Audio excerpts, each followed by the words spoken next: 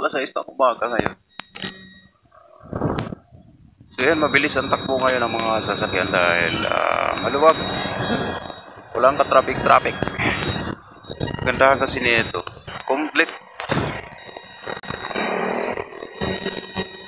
Yan o. Pwede.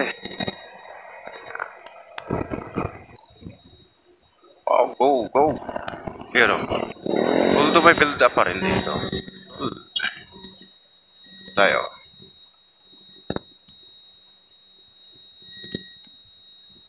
Kulong. Okay, proceed.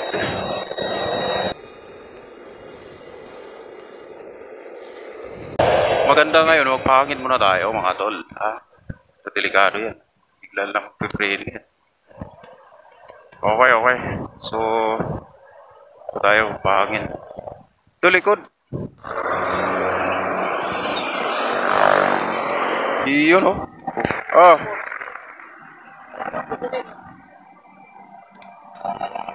Bigay ko si kuya ng 10 piso para may pang kape. Okay. Kulang pa to sa kape. 15 ng kape ngayon. Thank you ya. Mas magaan pag kumplitong hangin mga tol. Oh. Yun.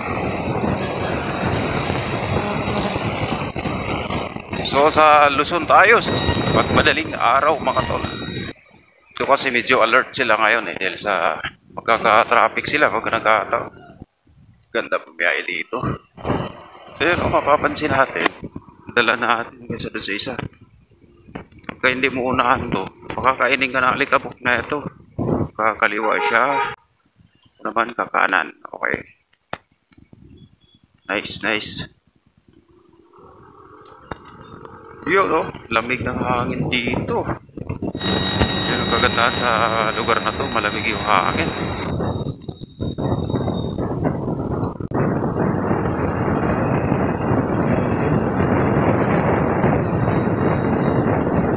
Bilis talaga tumakbo itong click.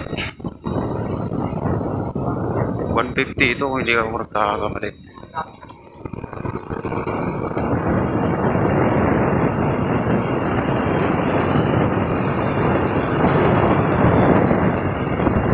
So Luzon ang tumbok natin mga tol dahil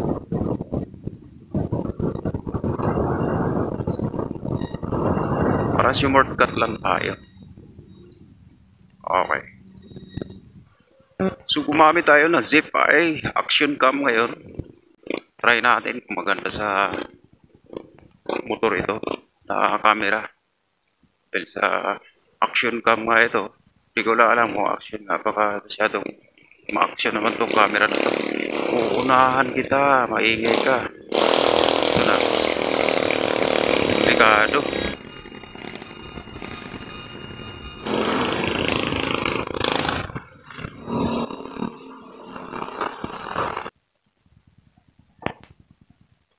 Magsalita. So lokal lang Luzon, ayan mga tol. Iglesia ni Cristo, lokal lang Luzon. Okay. So mag-u-turn na lang ako, kailangan ko mag-highway. So mag-u-turn na lang ako, mas magabilis. Ayan bilis no. Ayaw papigil.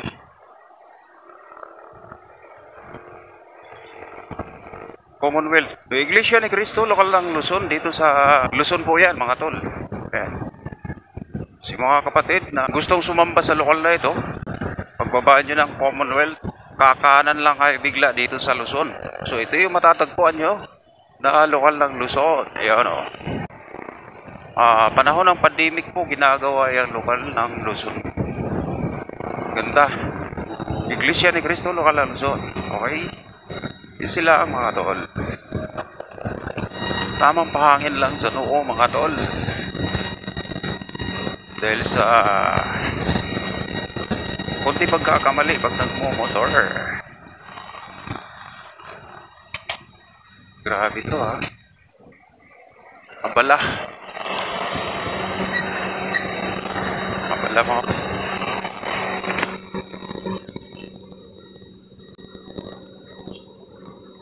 Nakatingin sa akin si kuya. Yan. Di ma'am, pasok ma'am, pasok. Yeah. Okay. Proceed, proceed.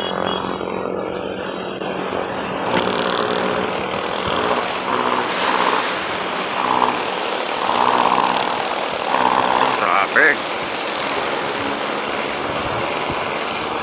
Central. Lokal lang, Central. Iglesia ni Cristo.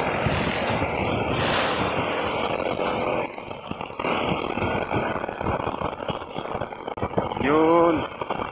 Ganda ng daloy, oh. Maluwag mga tol. So, MRT, kinakalawang na, hindi pa rin nagagamit hanggang ngayon.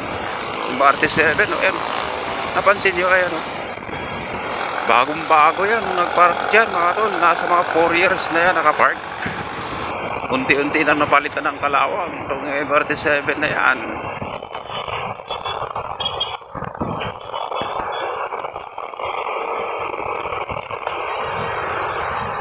Yan. Ito kasi papasok na ng tunnel yan, MRT 7 yan. So may tunnel po yan dun sa circle na parte. Hindi ko lang alam kung saan talaga tagos yan, no? So hanggang ngayon, under construction siya. Hindi pa tapos. Kaya hanggang ngayon, hindi pa nagagamit yung MRT 7. Malaking bagay yan. Laking kabawasan ng traffic yan pag yan magamit. Mas masarap ang MRT 7 sakya kaysa bilis nun, no? UB Express. So, easy lang ako dito. Kasi, pwesto ako sa motor lane. So, motor ang marami ngayon. Nababawasan na yung mga jeep dahil mag-New Year na. So, Happy New Year sa ating lahat mga tol. Advance.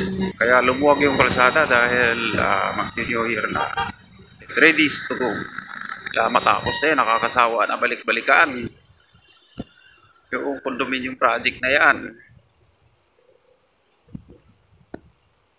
Mga ibang makaproceed naman ng ibang lugar. Ito. Lagi ako nalalaglag dyan sa mga yan. Yan o. So, gagawin ko ngayon, Kalayaan ako Avenue. Dahil medyo matraffic ang East Avenue. Ganito yung kaluwag yung Maynila. Ang sarap sana. Araw-araw, ganito kaluwag. Puno na naman yan pag normal na. Ano naman. Tumutunog na naman.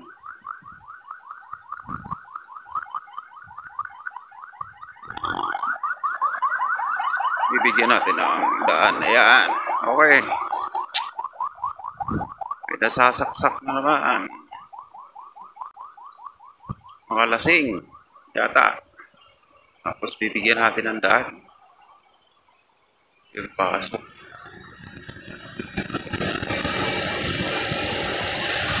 Proceed tayo sa Kalayaan mga tol. Future natin yung City Hall. Pakasilaw niya ito.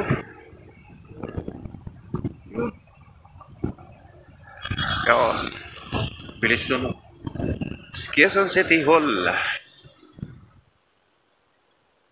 Kalayaan Avenue.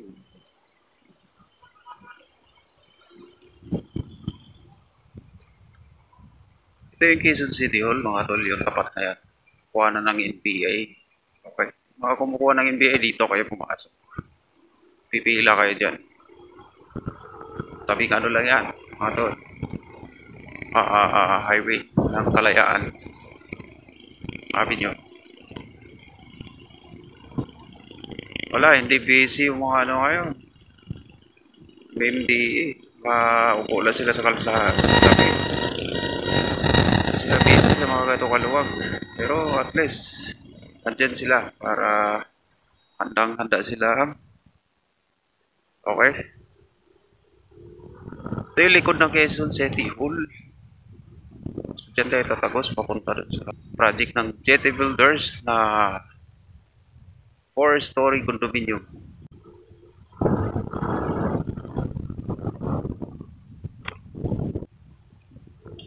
O kanan tayo dito. Kakaliwa.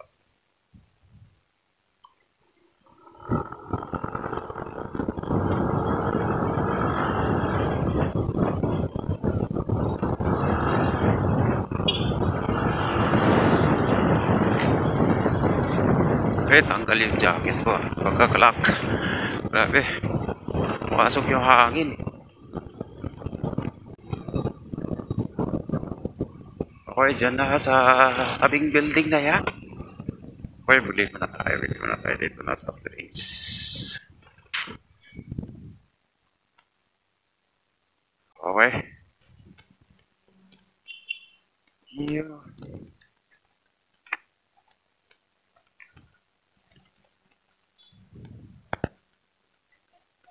Yun.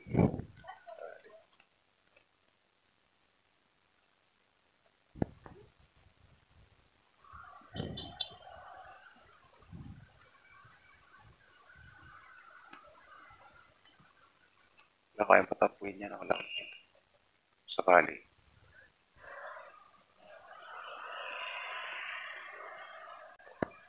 So, doon sa mga nag-a-apply sa akin, dito lang yung project.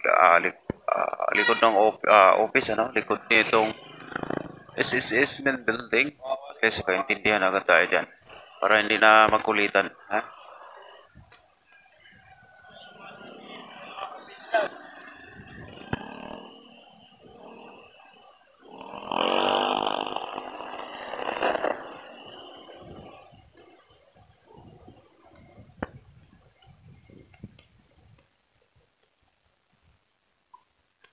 Kaya, kaya. Yun. Yun, oh.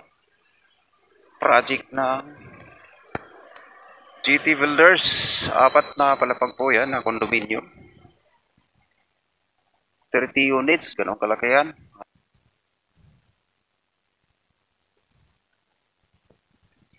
Okay.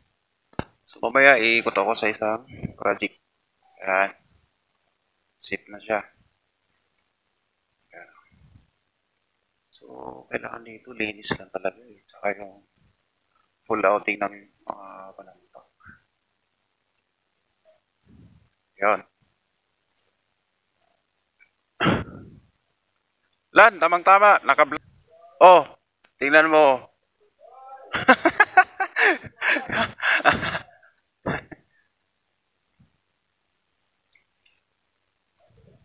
Ano pare? Oh, grabe naglabandira man.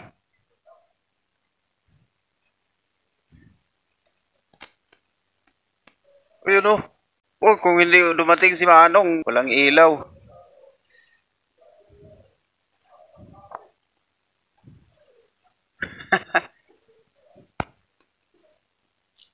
Ano pare?